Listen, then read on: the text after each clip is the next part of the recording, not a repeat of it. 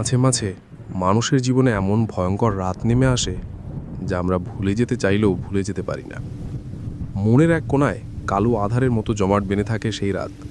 শালবাগান জেলার একটি প্রত্যন্ত গ্রাম চন্দনপুর। এই চন্দনপুর প্রাইমারি স্কুলেই মাস্টার হিসেবে নিযুক্ত হয়েছি আমি। কলকাতা থেকে প্রথমে ট্রেনে, তারপর বাসে আসতে হয়। রাত 8টা নাগাদ বাস আমাকে এই জনশূন্য প্রান্তরে নামিয়ে দিয়ে চলে গেল। সন্ধ্যা থেকে ঝিরঝির করে বৃষ্টি হচ্ছিল। ছাতা মাথায় দিয়ে আমি সামনের দিকে হাঁটতে শুরু করলাম। কন্ডাক্টরের কাছ থেকে রাস্তা বুঝে নিয়েছিলাম। রাস্তাঘাট মানুষ শূন্য। দূর দূরান্তে কোনো আলোর বিন্ধি পর্যন্ত দেখতে পেলাম না। সঙ্গে টর্চ আনতে ভুলে গেছি। এত বৃষ্টি, এত অন্ধকারের মধ্যে এসে পড়তে হবে তা কে জানতো। টর্চ না থাকায় জল কাদা মিশ্রিত আলগা মাটির ওপর দিয়ে খুব সাবধানে পা ফেলে সামনের দিকে এগিয়ে চলেছি। রাস্তার দুদিকে ঝোপঝাড় জঙ্গল, বড় বড় গাছ রাত্রের অন্ধকারে কালো অশরীরীর মতো দাঁড়িয়ে আছে। মাঝে মাঝে কালো আকাশের বুক চিড়ে ছুটে যাচ্ছে নীল বিদ্যুতের ঝলকানি। কানে ভেসে আসছে বৃষ্টির একটানা শব্দ। পায়ে হেঁটে বেশ কিছুটা গিয়ে দূরে হঠাৎই একটা আলোর বিন্দু দেখতে পেলাম।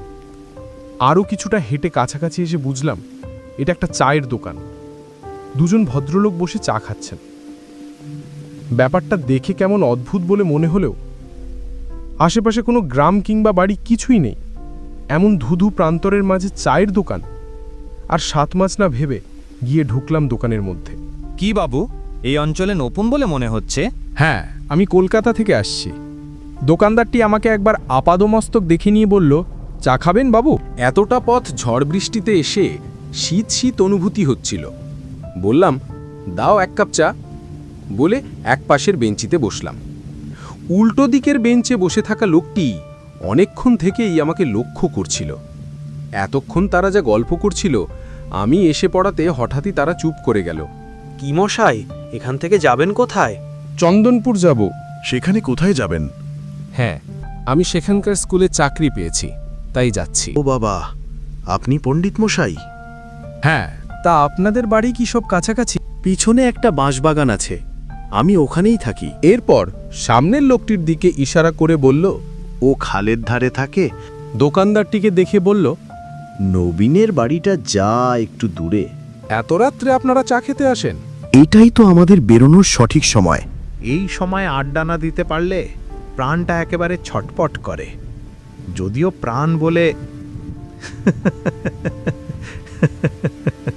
এখন যাক যাক সেসব কথা। একজন মাস্টার মশাই পেয়ে আমাদের অনেক সুবিধে হবে, আমরাও সব জেনে বুঝে নেব। ততক্ষণে আমার চা তৈরি হয়ে গিয়েছিল। দোকানদারটি আমার হাতে চায়ের ভাঁড় দিয়ে গেল। গরম গরম চায়ে চুমুক দিয়ে শরীরে বল ফিরে পেলাম। সুন্দর বানিয়েছে চা। পরম তৃপ্তি ভরে চায়ে চুমুক দিতে থাকলাম। বাইরে তখনও এক নাগাড়ে বৃষ্টি হয়ে চলেছে। চা শেষ হলে ভাঁড়টা ফেলে দিয়ে উঠে দাঁড়ালাম। অমনি উল্টো দিকে বসে থাকা লোকটা বলে উঠল, কে মশাই, এত রাত্রে যাবেন কোথায়? আপনাদের স্কুল রাত্রেও হয় বুঝি? না তা নয়, তবে যেতে তো আমাকে হবে। কিন্তু গিয়েই বা কি করবেন? স্কুলের সামনে দাঁড়িয়ে ভিজতে হবে। তার চেয়ে এই অঞ্চলে যখন থাকতেই হবে, পাকাপাকি বন্দোবস্ত করে ফেল। হ্যাঁ, বন্দোবস্ত একটা হলে তো ভালোই হয়। থাকার জায়গা আছে এখানে কোথাও?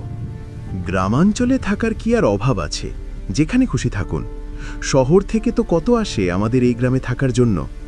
আমি তো ভাবতাম গ্রাম থেকে লোক শহরে যায়, হে দেখছি তার উল্টো। তাহলে আর বলছি কি মশাই, আর 2-3টে ভালো থাকার জায়গার সন্ধান তো আমি আপনাকে দিতে পারি। কিছুটা এগিয়ে সেনদের বাগান আছে, ওখানে একটা বেল গাছ আছে, সেটাতে থাকতে পারেন। ওই বাগানের মধ্যে সেনদের ভাঙা বাড়ি আছে, খোঁজ করে দেখতে পারেন, 2-একটা ঘর ফাঁকা পেলেও পেতে পারেন। সামনে নদীর ধারে বেশ কয়েকটা বড় বড় তালগাছ আছে, তাতেও থাকতে পারেন। আর নদীটাও কাছে, হাওয়ায় দুবেলা তাজা হাওয়া খেতে পারবেন। আমি প্রচণ্ড অবাক এবং বিরক্ত হয়ে বললাম, আপনারা কি আমার সাথে মজা করছেন? আমি থাকবো বেলগাছে আর সেনদের ভাঙা বাড়িতে? আপনাদের কি মাথা খারাপ হয়ে গেছে? কেন মশাই, আপনার সাথে আমরা মজা করতে যাব কেন? আমরা তো সবাই এইভাবেই থাকি। কি আপনারা সবাই এইভাবেই থাকেন? আমাকে পাগল পেয়েছেন? আহা, আপনি বোধহয় টাটকা মারা গিয়েছেন, তাই প্রথমটা মনে হচ্ছে অসুবিধা হবে, কিন্তু দেখবেন কোনো অসুবিধা হবে না। গাছের ডালে ঝুলাঝুলি করলে শরীর ভালো থাকে। কি বলছেন আপনারা? আমি মারা গিয়েছি? আগে না, আপনাদের চোখের সামনে জলজান্ত দাঁড়িয়ে আছি। নতুন নতুন সবাইও কথা বলে, আমরাও বলতাম এককালে, পরে সব বুঝে গেলাম। আপনিও সব বুঝে যাবেন ধীরে ধীরে। আমার মনে হয় আপনার জন্য সেনদের ভাঙা বাড়িটাই ভালো। এখনো বাড়ির মায়া কাটিয়ে উঠতে পারেননি কিনা দেখুন গিয়ে কোনো ঘর ফাঁকা আছে কিনা। অবশ্যই কালই একজন এসে ওখানে উঠেছে, বলল কি বাস থেকে পড়ে গিয়ে মারা গিয়েছে অপঘাতে। আপনি কি বলতে চান আপনারা মৃত? খামোখাই মাঝরাতে আপনার সাথে রসিকতা যাব কেন?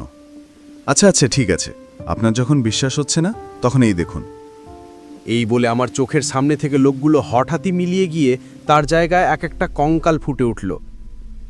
তারা নাকি সুরে খিলখিল করে হাসতে লাগলো। সে দৃশ্য দেখে আমার শরীর ঠক ঠক করে কাঁপতে লাগলো, মাথা ভো ভো করতে লাগলো। সামনের বেঞ্চে বসে থাকা কঙ্কালটি ভয়ঙ্কর কণ্ঠে বলে উঠল, কি মশাই, এবার আমার কথা বিশ্বাস হলো তো? এবার আপনিও আপনার আসল রূপে ফিরে আসুন দেখি। আপনি তো আমাদেরই একজন। প্রতিদিন এই সময় চলে আসবেন আড্ডা দিতে নবীনের চায়ের দোকানে। সব কিছু আমার কাছে এখন পরিষ্কার হয়ে গিয়েছে। পাপনা হতে মুখ ফুটে একটা আর্তনাদ বেরিয়ে এলো, বাবারে বাঁচাও! এই বলে আমি দিকবিদিক জ্ঞান শূন্য হয়ে ছুটতে শুরু করলাম। ছুটতে ছুটতে পেছন থেকে সেই ভয়ঙ্কর কণ্ঠস্বর কানে ভেসে আসতে লাগলো, কি মশাই, কাল আসছেন তো আড্ডা দিতে? রোজ রাতে আমরা এখানে আড্ডা মারি। নবীন কাল থেকে আপনার জন্য চায়ের জল রেডি করে রাখবে। আমি এক মুহূর্ত না দাঁড়িয়েও প্রাণপণে ছুটতে লাগলাম। ছুটতে ছুটতে দুম বন্ধ হয়ে এলো, হৃৎপিণ্ড ফেটে যাবার উপক্রম হলো। তবু আমি থামলাম না। একসময় জ্ঞান হারিয়ে মাটির ওপর পড়ে গেলাম। তখন অনুভব করলাম শরীর খুব খারাপ, গায়ে জ্বর রয়েছে। একটা ঘরের মধ্যে শুয়ে আছি আমি, সামনে একটা বৃদ্ধ লোক দাঁড়িয়ে আছেন। আমি উঠবার চেষ্টা করতে তিনি বাধা দিয়ে আমাকে বললেন, উঠো না বাবা, উঠো না। আপনি কে? আমি কোথায় আছি? আপনি আমার বাড়িতে আছেন।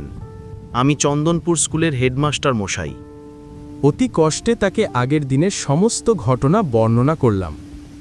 পুরো ঘটনা শোনার পর তিনি গম্ভীর মুখ করে বললেন, ওই জায়গাটার নাম শিমুলতলা। ওখানে একটা বড় শিমুল গাছ আছে। আজ থেকে বহুদিন আগে ওখানে একটা খুন হয়ে গিয়েছিল। এই ঘটনার আতঙ্ক বেশ কিছুদিন মানুষের মধ্যে ছিল। তারপর যখন এই ঘটনা সবার মন থেকে মুছে গেল, তখন আরও দুজনকে ওই শিমুলতলায় আকস্মিক মৃত অবস্থায় পাওয়া গেল। লাশের অবস্থা দেখলে বোঝা যায় যে মৃত্যুর আগে তারা প্রচণ্ড ভয় পেয়েছিল।